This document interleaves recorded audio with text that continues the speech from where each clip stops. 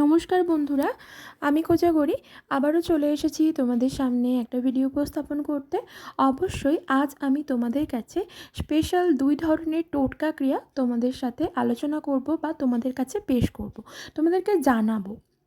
যদি তোমার মনে হয় বাড়ির মধ্যে কোনো নেগেটিভ এনার্জির প্রবেশ ঘটেছে বা বাড়িতে কোনো মানুষের মধ্যে নেগেটিভ অর্জার প্রবেশ ঘটেছে, যার ফলে বাড়ির পরিবেশ একেবারেই নষ্ট হয়ে যাচ্ছে, সেটা কিভাবে সেই সমস্যার সমাধান করবে সেটা একটা তোমাদের সাথে শেয়ার করব।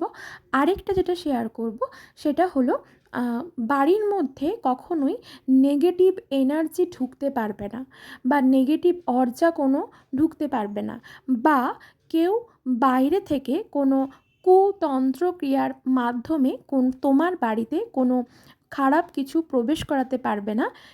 কার মাধ্যমে, সেই সংক্রান্ত একটি টোটকা তোমাদের সামনে শেয়ার করব। আশা করি তোমাদের আমার থেকে পাওয়া এই দুটো স্পেশাল টোটকা টিপস তোমাদের ভালো লাগবে, উপকৃত হবে তোমরা।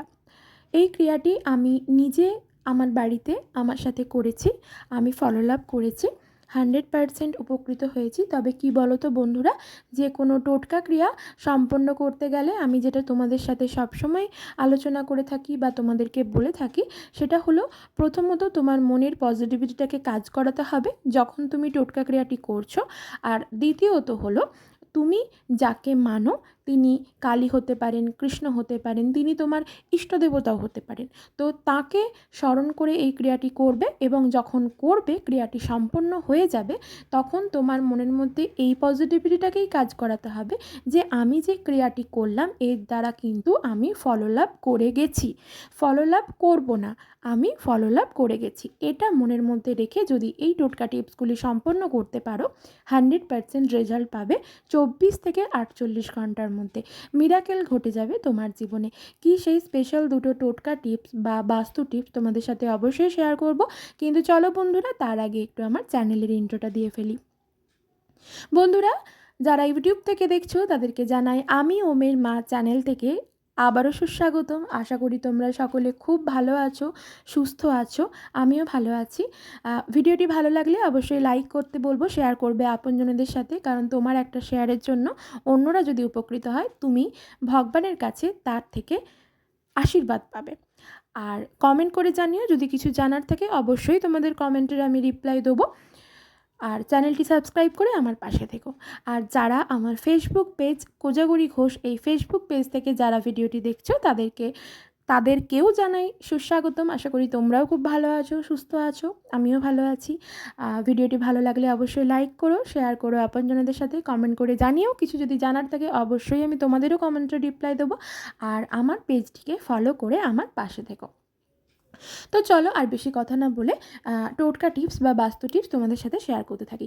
প্রথম যেটা বলবো সেটা হলো, তোমার যদি কোনো কারণে মনে হয় তোমার বাড়ির মধ্যে কোনো নেগেটিভ অর্জা বা নেগেটিভ শক্তির প্রবেশ ঘটেছে বা কোনো মানুষের দ্বারা প্রবেশ ঘটেছে মনে হয়, ধরো এমন কিছু কিছু সময় হয় আমরা বাইরে যখন আছি আমরা বেশ ভালো আছি, হাসি খুশি আছি, বাইরের পরিবেশটা ভালো লাগছে, বাইরে সবার সাথে মিশছি যখন তখন বেশ হাসি খুশি আছি, কিন্তু সেই আমি মানুষটাই যখন বাড়ির মধ্যে ফিরলাম, নিজের বাড়ির মধ্যে যেখানে আমরা সবসময় ভাবি যে বাইরে ঘোরার থেকে নিজের বাড়িতে সব থেকে শান্তি, সেই বাইরে ঘোরার পর বাইরে যখন ছিলাম ভালো ছিলাম, নিজের বাড়িতে যখন ঢুকছি তখনই মনের মধ্যে একটা বিরক্তি ভাব আসছে, বাড়িতে ভালো লাগছে না, টিকতে ইচ্ছে করছে না, বাড়ি থেকে বেরিয়ে যেতে ইচ্ছে করছে।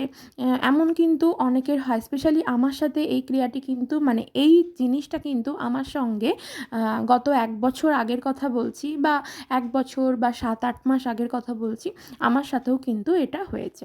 এর থেকে বোঝা যায় যে হয় আমার মধ্যে, বা মানে আমি যেহেতু এক্সাম্পল স্বরূপ মানে আমার কথাটা যেহেতু বললাম সেই জন্য বললাম, তো এর থেকে বোঝা যায় হয় বাড়ির কোনো মানুষের মধ্যে, যেই মানুষটির এরকম নেচার তৈরি হচ্ছে হঠাৎ করে, যে মানুষটি ভালো ছিল বাড়িতে ঢোকার পরই তার পুরো মোটিভটা চেঞ্জ হয়ে গেল, সেক্ষেত্রে ধরতে হবে তার মধ্যে নিশ্চয়ই কোনো নেগেটিভ অর্জার প্রবেশ ঘটেছে।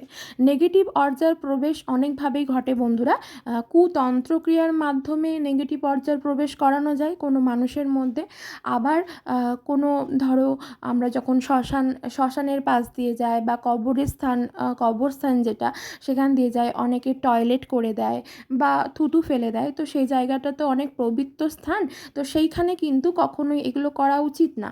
কারণ যখন বেশি এক্ষেত্রে বলবো বেশি পুরুষ মানুষরা এটা করে থাকে, বাইরে যখন রাস্তার ধারে যখন টয়লেট করতে যায়, তখন আমার মনে হয় বাচ্চা থেকে বয়স্ক সকলেরই, নারী পুরুষ সকলেই বেশিরভাগ এটা পুরুষরা করে থাকে, তো তাই জন্য আমি পুরুষদের কথা বললাম। তো যখন এই টয়লেট যখন করতে যাবে, রাস্তাঘাটে পেতেই পারে, টয়লেটের বলা যায় না, কিন্তু সেক্ষেত্রে বলতে হয় তোমরা যে যেখানে আছো সেখান থেকে সরে যাও, এটা বলতে হয়। এটা 3বার বলে এই ক্রিয়াটা করতে হয় এবং সেখানে করার পর থুতুটা ফেলে আসতে হয়। তো এগুলো সাধারণত করে না, সেক্ষেত্রেও অনেকের মধ্যে নেগেটিভ অর্জার প্রবেশ ঘটে যায়। তো একটা অতৃপ্ত আত্মার প্রবেশ ঘটে যায়। তো সেই জন্য তোমাদেরকে যেটা বলবো সেটা হলো, তোমাদের যদি মনে হয় যে এই রকম কিছু একটা জিনিস হয়েছে বাড়ির মধ্যে, তখন কি করতে হবে, একটা কাঁসা বা পেতল বা মাটির একটা ছোট বাটি বা প্লেট, যেগুলো হয় ঠাকুরের জিনিস, স্টিল বা লোহার জিনিস নেবে না। কাঁসা বা পেতল বা মাটি এই টাইপের কিছু একটা বাটি বা প্লেট টাইপের নিলে, তার মধ্যে দিয়ে দাও 3টে শুকনো লঙ্কা, দিয়ে দাও 3টে গোটা অক্ষত লবঙ্গ, আর দিয়ে দাও 1 টুকরো কর্পূর। কর্পূরটি ভীমসেনীর কর্পূর হলে ভালো হয়। দিয়ে সেটা জ্বালিয়ে ফেলো। দিন কোনো নেই, তবে সময় আছে, সন্ধে 6টা থেকে রাত্রি 12টার মধ্যে এই ক্রিয়াটি সম্পন্ন করতে হবে। কি করতে হবে, সন্ধে 6টা থেকে রাত্রি 12টার মধ্যে তোমার ঠাকুর ঘরে গিয়ে এই জিনিসটি জ্বালিয়ে দিতে হবে। 3টে গোটা অক্ষত লবঙ্গ, 3টে গোটা অক্ষত শুকনো লঙ্কা, আর 1 টুকরো কর্পূর। এক্ষেত্রে ভীমসেনীর কর্পূর যদি না পাও, সেক্ষেত্রে বাজারে চলতি যে ট্যাবলেট কর্পূরগুলো হয়, সেই কর্পূর দিয়ে ভালো করে জ্বালিয়ে ফেলো। জ্বালিয়ে ফেললে ঠাকুর ঘরে ক্রিয়াটি করো তোমার দেবতার সামনে, তুমি যাকে আরাধ্য দেবতা তুমি যাকে মানো তার সামনে করো। এটা করতে হবে সন্ধে 6টা থেকে রাত্রি 12টার মধ্যে। এরপর ওই যে ওটা করলে মানে হয়ে গেল তো, জ্বলে গেল তো, তো জ্বলে যাবার পর ওখান থেকে একটু ছাই বেরোবে, ঠিক আছে? তো সেই ছাইটি নিয়ে সাথে সাথে ওই সন্ধে 6টা থেকে রাত্রি 12টার মধ্যেই কিন্তু করতে হবে। সেই সময় ওই ছাইটি নিয়ে তোমার বাড়ির প্রত্যেক কটি ঘরের কোণে, হ্যাঁ, বাড়ির তো 4টে কোণ থাকে, এক একটা রুমের বলো, ডাইনিং প্লেস বলো, রান্নাঘর বলো, ব্যালকনি বলো, তার 4টে কোণ থাকে। তো প্রত্যেকটা জায়গায় একটু করে গুঁড়ো ছিটিয়ে দাও, ঠিক আছে? ক্রিয়াটি করো এবং যখন ক্রিয়াটি করবে, সকলের সামনেই করতে পারো, তাতে কোনো অসুবিধে নেই। যখন ক্রিয়াটি করবে সেই সময় যেন তোমাকে পিছন থেকে কেউ না ডেকে দেয়। এটা যখন ক্রিয়াটি করবে তখন তাদেরকে আগে থেকে একটু বলে রেখে দাও বাড়িতে।